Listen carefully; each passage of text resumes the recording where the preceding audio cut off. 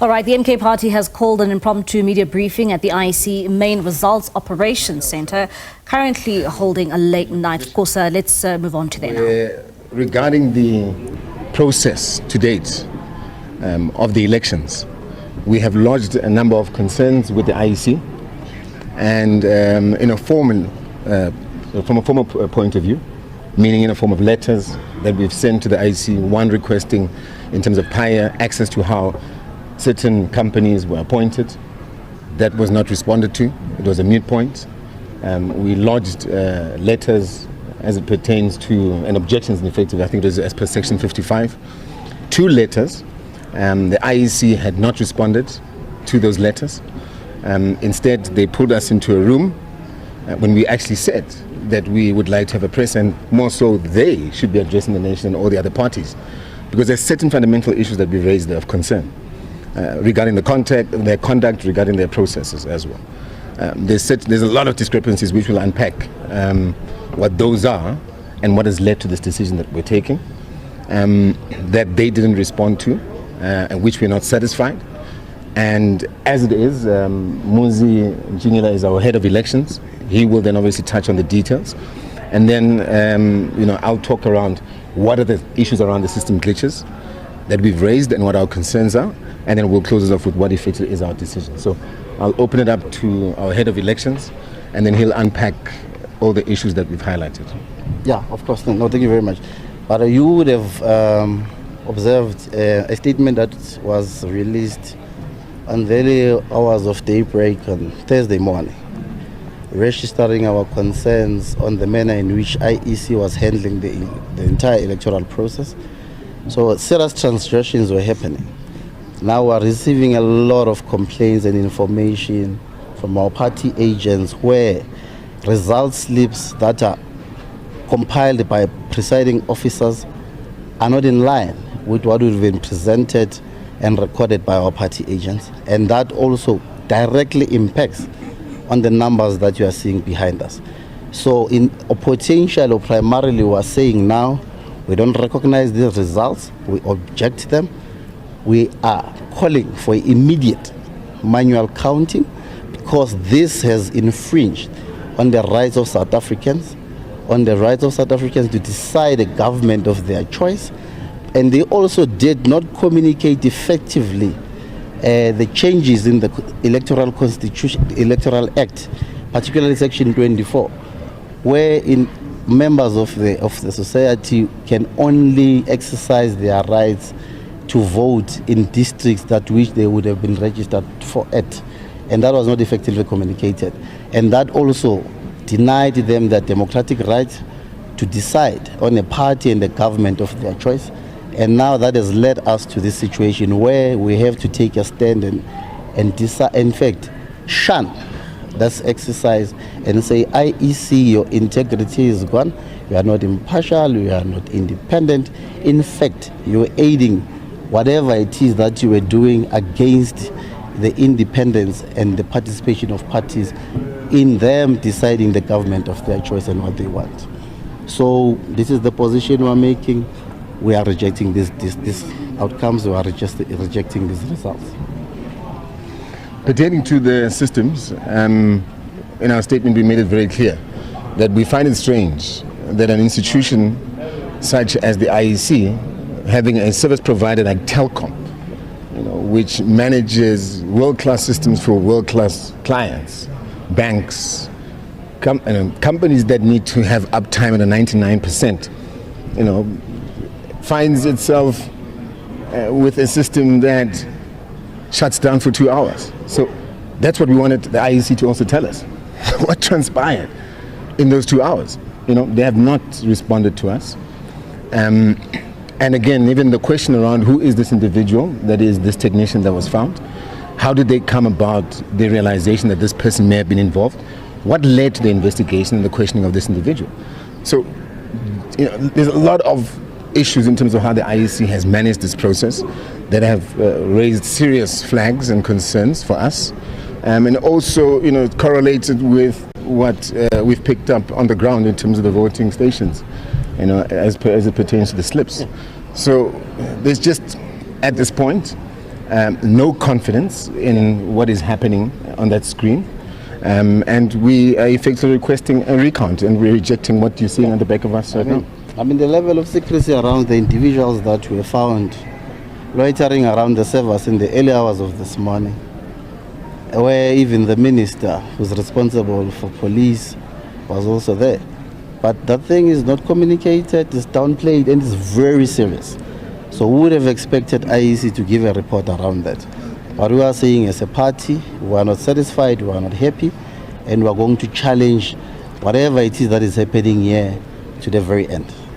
And if you wanted to find out if President Zuma is aware of this, he has been briefed. Dudizile has spoken to him. He's fully aware, and he supports the decision. Anything you'd like to? And you feel as though the MK party would have done much better than this? Most definitely. It's not a true reflection. Our campaign speaks for itself. What is happening in KZN? KZN, the numbers that we have vis-a-vis what is projected behind us is a serious disconnect. We are also calling for a recount that side as well. We can't bet 44%, and now I'll go at 45. Now it has dropped to 44. I mean, what do you make of that? We can't sit back and watch a democracy being destroyed by those that want to continuously sustain or preside over a system that continues to disrespect and undermine the independence and the democracy of everyone else in the country. We can't allow that. But is that an accurate description of what's going on? The reason why it dropped, according to our knowledge, from 45 to what it is now is because voting is still continuing. How do you explain asking for a recount when counting is still continuing? At 90 odd something percent. At 90 odd something percent. Will that make any material effect? At 90%. But the results are not final. At 90%. Yes, but they're not final. No, but here's the question. The ability or the option to actually lodge a complaint or any objection closed at 9 o'clock. So if we raise them, does that make sense? Where do you raise an objection? Where do you raise issues? That you lodged a complaint in the Western Cape as well, with the results down there. You and the EFF lodged complaints, right? You still have an opportunity to lodge a complaint with the overall results. Have you ventilated these issues with the IEC? Earlier on, they told us that 36 objections have been raised and 15 have been solved. Are yours one of those complaints? We sat with the CEO off the back of the letter that we sent through. Those were not satisfactorily addressed. Addressed to us. And that's it. Any chance that you'll be approaching courts, given that 9 o'clock has passed, so which basically means the objection, you can't be able to raise the objection. So are you going to courts anytime soon? But that's the point we're raising. That, if there's any discrepancies or any issues that we pick up even now, which we have been picking up even after 9 o'clock, I mean, where else do you raise an objection when it's actually cut off time? So as you say, maybe the only option that we have is electoral court. But do we have enough time to take into consideration the fact that it's now sitting at 90% to be able to raise that issue? But before you go, according to the Electoral Commission Act, before you go to the electoral court, you must first dispute a decision of the Electoral Commission at the electoral court. So what decision will you be disputing at the electoral court? What decision do you wish to appeal or review at the electoral court when you go to, when you approach it? So are we expected to wait for, I'm asking a question, are we expected to wait when the country is about to ban? And also we also want to urge our members not to act on these things, because the agitation on the ground, you would not understand it, but we are saying we had to make this statement before the final outcome of the counting of these results, so that everyone is aware of our position and how we feel about this process. And this is taking into consideration the temperature as he's referring to. Yes. Can I ask, but the jurisdiction of the electoral court, right, is to review or appeal decisions that have been made by the Electoral Commission, but there is no decision that has been taken by the Electoral Commission. So how would you be approaching the electoral court? I think intellectualizing a matter that's not that people on the ground don't understand. And that's just the reality that we're dealing with here, and hence the urgency of this engagement. Okay? So the administrative processes will be dealt with accordingly. But it's important that we raise our concerns right now based on what is being brought by our members and people of civil society, which is an environment right now which is very volatile. And we can't afford for MK Party to be associated with anything that would lead to that. And hence, it's important that we raise these issues on behalf of our members and behalf of civil society and say, yes, we're taking the stance. Based on what you've communicated to us, we'll communicate to the rest of the country. That's just the reality. I mean, as we stand here, there are two members of MK Party that were brutally murdered tonight. And we are saying we can't want to recognize the results of a process that we don't recognize anymore. So hence, we had to make this statement. Whether the results come in whichever way, we don't recognize the process because the process was flawed with many discrepancies. So we don't have to wait for 100% counting on a process that we don't recognize anymore. So, Muzi, is it safe to say you are going to be contesting Exactly, that's what you're the saying. results? That's what we're saying. Even the process itself, What kind of evidence are we talking about? it will be provided in due course. We've got evidence. We've We'll got share it. it. We're- Just want to make sure I got it right. These allegations were only brought to your attention after the 9 o'clock deadline. There are some that were brought before, and others with evidence also Coming in. after the 9 o'clock deadline. Did you do anything about the ones that were brought before? Yes. Yes. Remember, we submitted a letter. We engaged with the CEO. The CEO. We had a private conversation with him because he pulled us onto the side, of which even that was not satisfactory in terms of the outcomes of that discussion. You mentioned anger among your members. Are there threats of violence? Shahan, this is not a time to play games here, okay? We're talking about a volatile environment here. So let's not play games about violence.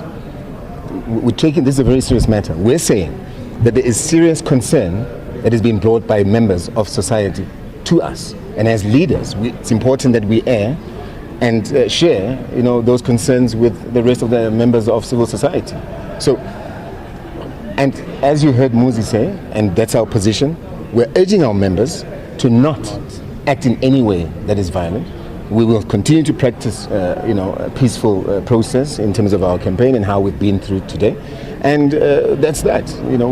But we are raising these concerns and we are rejecting these and we request a recount in the areas. And we've made it very clear in the letter that we sent to the CEO. That's it. So let's not create a narrative that uMkhonto weSizwe is, raging for violence. No, that's not true. So what's due cause in terms of this evidence that you're saying you'll provide to us? What's due cause? Today, the former. tomorrow morning, Sunday afternoon? Just allow the process results? to unfold. We'll communicate. If it means we call another person, we'll do so. So when you say process to unfold, we are Our probably internal a day- processes. So we're collecting all the documentation All the and the evidence as you documentation request. so that whatever we pursue is informed by the documents that we'll also share with you guys. Thank you very much. Is that all? Okay. Thanks. Thanks so much.